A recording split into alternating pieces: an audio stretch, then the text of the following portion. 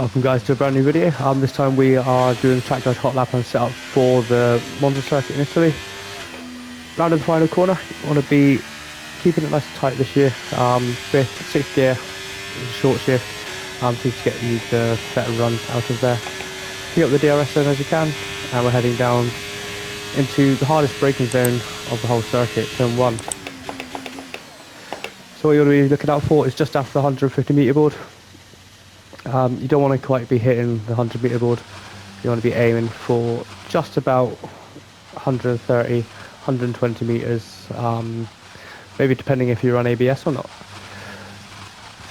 It's tough to keep the back end in check as you come into the final section. But you want to be in second gear, take quite a bit of the curve on the inside, and then short shift to third for the left then, and then get on the power as soon as you can. You can get on the full throttle quite soon out of this corner,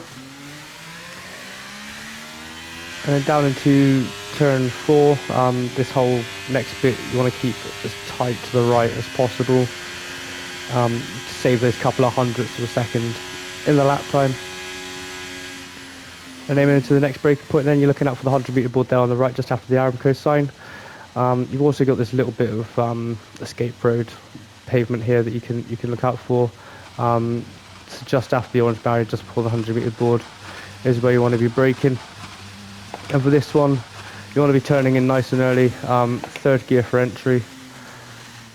Take as much of the curb as you can get away with. Avoid this sausage curb on the inside. It does seem to unsettle the car quite a bit, so you just want to miss that. Third gear for the left, short shift to fourth.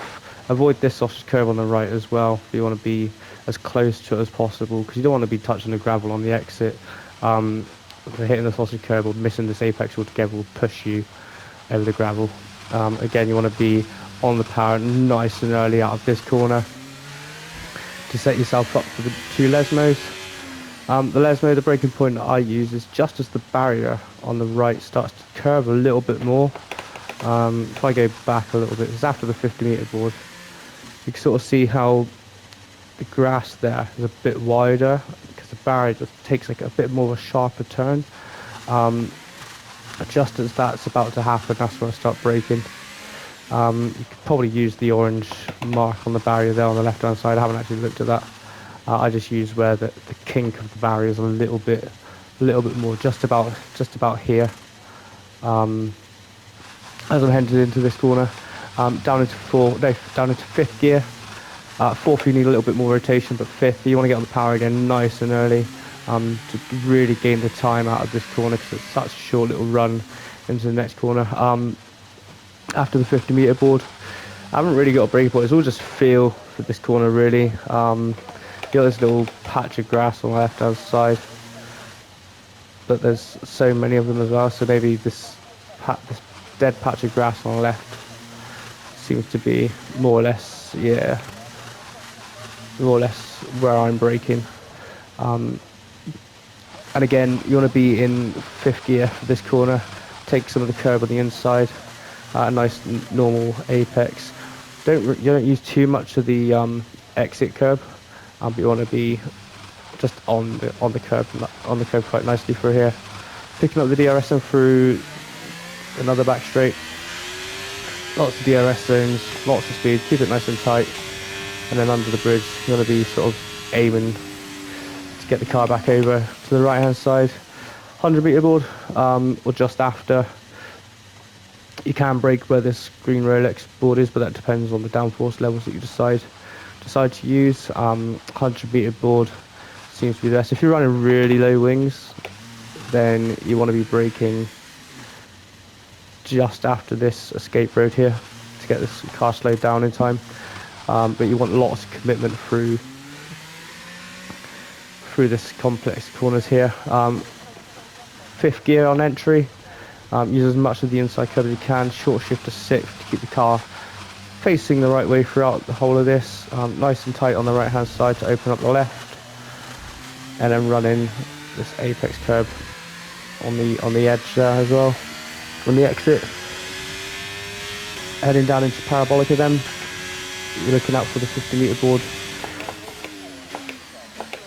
Just here, the 50 metre board, I'm going to be going into parabolic in fifth gear. Keep it nice and tight all the way through. Short shift to sixth about halfway, and you can really get on the power nice and early out here. Keep it tight all the way around, and then just cut as much of this as you can. And there's the track guide for Monza. First one on the wheel this year for this game. Every one that I do from now on will also be on a wheel as well. So the hot lap itself may not be the best of laps, but it's the best I can do of being back on wheel for a day. So let's get to that. We'll get to the setup that I used and enjoy the video, guys.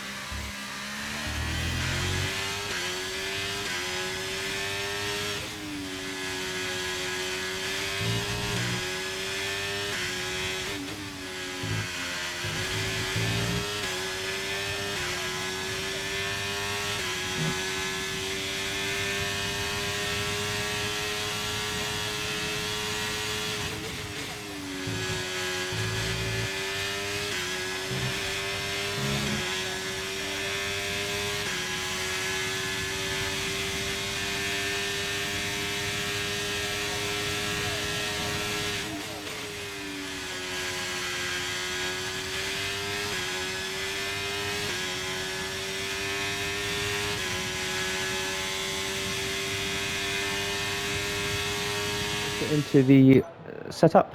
I dabbled with a few different setups here. I was trying 4 wings, 5 wings, but through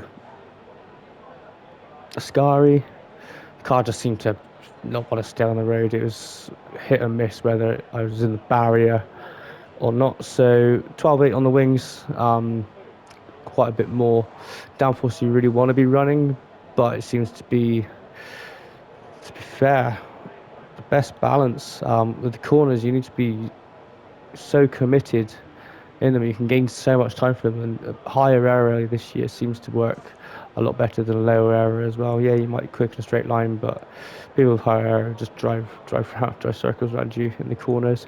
So 12.8 on the wings, 55.50 on the transmission. I hope you get the best traction out of the corners, so you can get on the power as early as possible. Suspension geometry, top two to the right, bottom two to the left. Again, pretty standard. Nothing really stand outish there with it. Really firm front suspension, maximum on the front suspension, and then, as always, a low rear suspension. Go with 12 on this one. Front anti-roll bar 6, and then the rear anti-roll bar 1. This really helps with the braking zones, keeping the car in a straight line. Maybe a little bit of rotation towards the end when you need it, but I tend to find this quite as stable as it gets, really. Ride height 33, 38 as well, just to help a little bit with the wing balance that we got, and so you can run a little bit more curb as well. Brake bias 56%, 100% brake pressure as well. I was using 55% brake bias for a little bit, but 56% just felt a lot more comfortable. Tire pressures 22.9 on the front, it's 20.5 on the rears, and that's probably pretty much what you're going to be using in online races as well. I did a Grand Prix race earlier, and these are the tyre pressures that I used then, hence why they're there.